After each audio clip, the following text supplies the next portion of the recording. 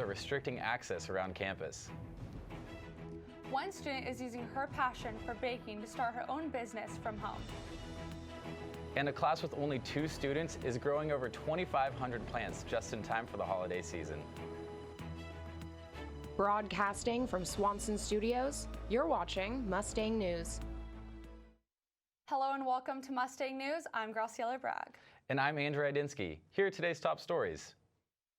Construction sites are being restricted across campus for pedestrians and drivers. On North Polyview Drive, the William and Linda Frost Center for Research and Innovation is under construction. Other construction sites include Vista Grande Dining Facility and the Mustang Beach Volleyball Complex. The dining facility's construction has Deer Road closed off to pedestrians and drivers. The volleyball complex has restricted access along the construction site. Renovations in the University Union neighborhood will begin after the Vista Grande dining facility is finished. When walking and driving near active construction sites, take caution and use alternative routes when possible.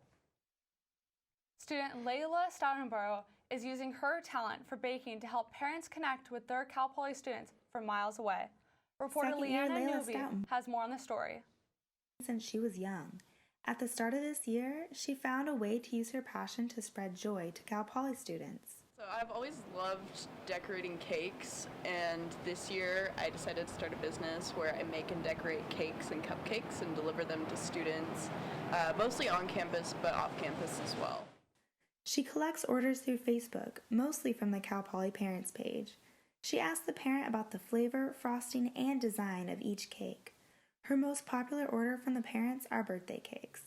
Parents, I've learned, have really like having a way to connect with the students on their birthday, and cakes seem to be a really good way to do that because students enjoy it and parents enjoy it. I usually send them a picture of what I've delivered after I deliver it, and they're really happy to see that their kid is having a good birthday, and it makes everyone happy, and I like seeing that.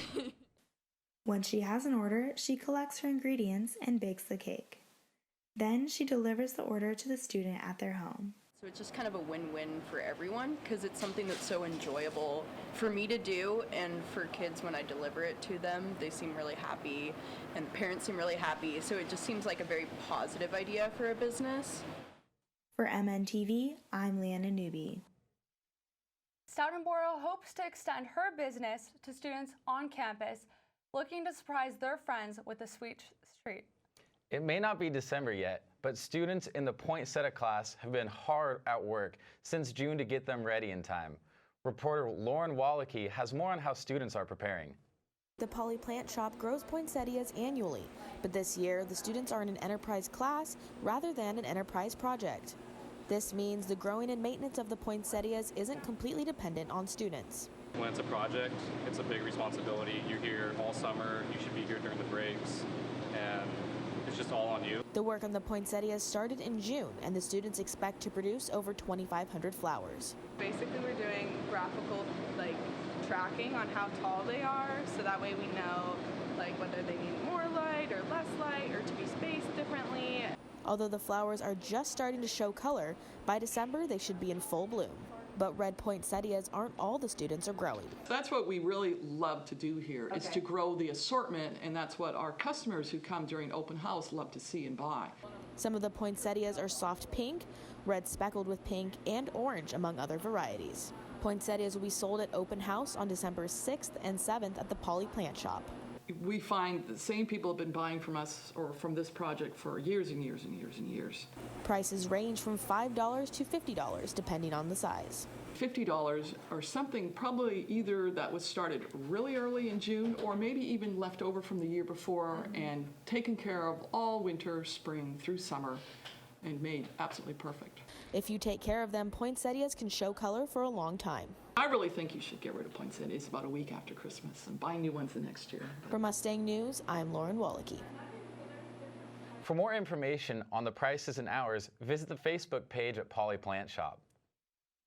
San Luis Obispo was under heat advisory warning last week, but temperatures have cooled down. Now over to Maya with the weather forecast. Coming up after the break, even though it's Halloween, the sunny weather is here to stay for the weekend. I'm Maya McGregor, and we'll be right back.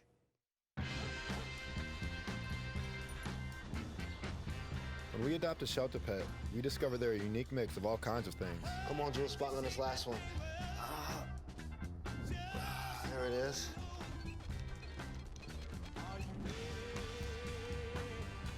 Keep going with it. Leo. They're a little bit of a lot of things, but they're all pure love.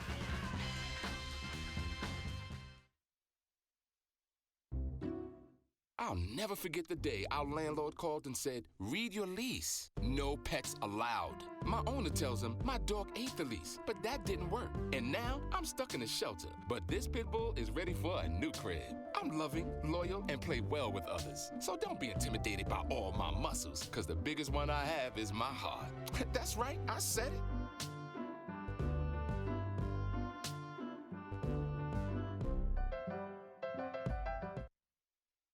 Hey, can you chop the pineapple? Chop the pineapple.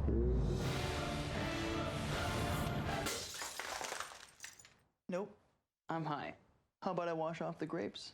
Yes. Okay. You're already making good decisions when you're high. I want tacos. Will you drive? I'm a little toasty.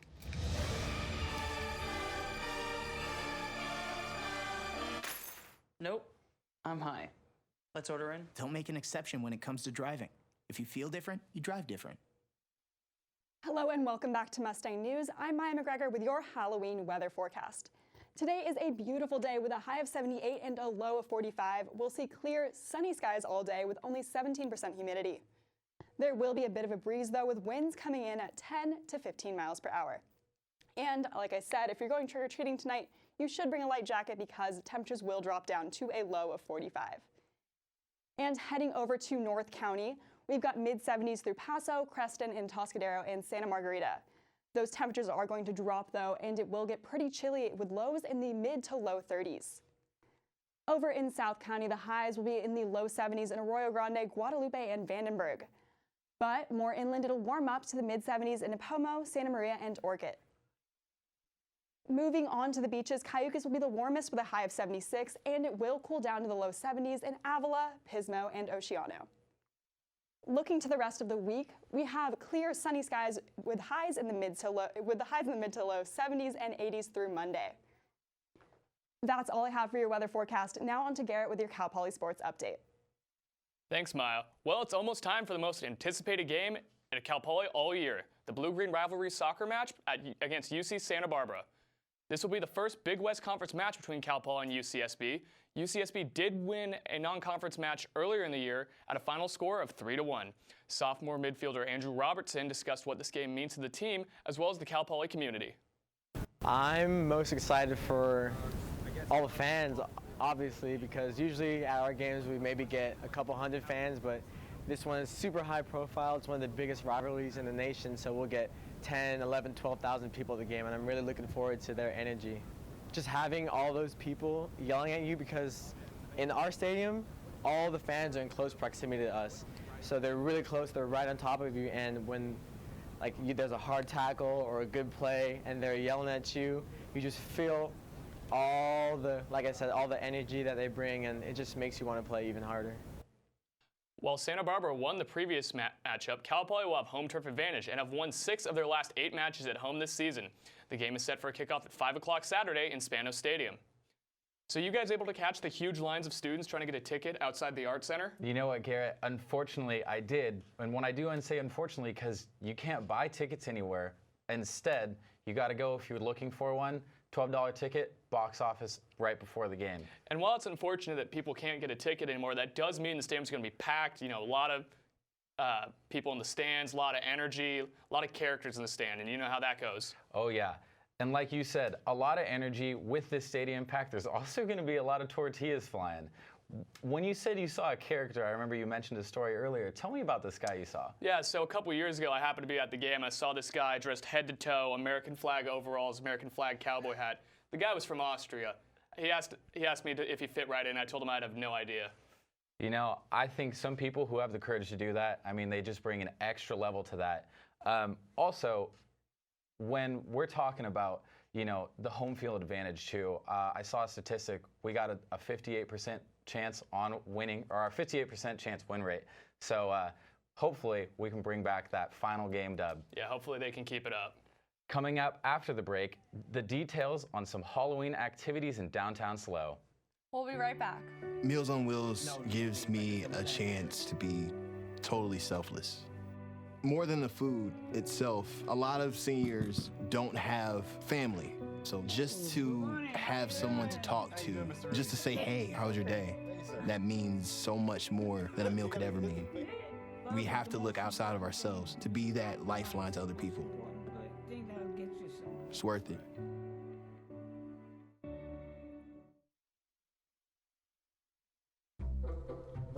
They call me Maxie, but I prefer tripod. I was your above-average four-legged homie, and then wham, bam, minivan. Some people pity me. Now that's lame. I still run, fetch, and swim. And the ladies love me. I'm the ultimate wingman. Just don't ask me to high five.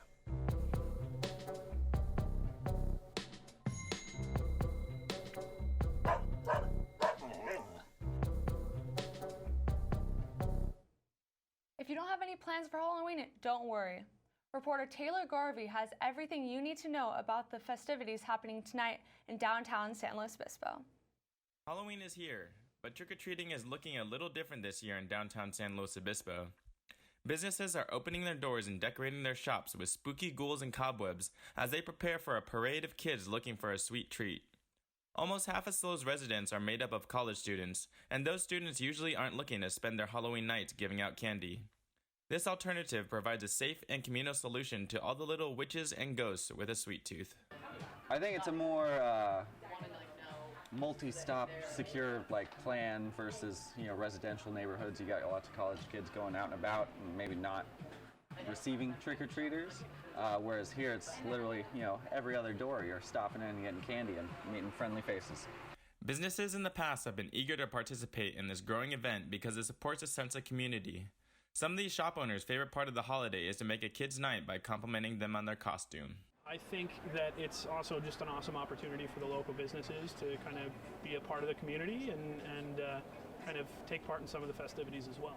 There are 35 businesses that are taking part in this event. This year, Halloween falls on a Thursday, meaning there will also be a Halloween edition of the weekly downtown farmers market. Doc Bernstein's Ice Cream Lab will also be sponsoring a costume contest, which will take place in the Union Bank parking lot with sign-ups at 5 p.m. The downtown trick-or-treat will begin at 5 p.m. and end at 8 p.m. For more information, check out downtownslo.com. Luna Red will also be hosting a Dia de los Muertos party on Friday night. Plans are in the works to improve street lighting downtown and near campus. Many Cal Poly students and San Luis Obispo residents have pushed for the city to add more streetlights. The city is responding to the request and planning for the future. We handle the new streetlight installations on a request basis. So we have several requests in right now, one on Hathaway and the other one on Grand and Fredericks, where the community's expressed a desire to have another streetlight in there. The city committed $150,000 to street lighting in the 2019-2020 financial plan. This will allow for roughly 6 new streetlights in the next 2 years. If you're planning on trick-or-treating tonight, make sure to stay in well-lit areas.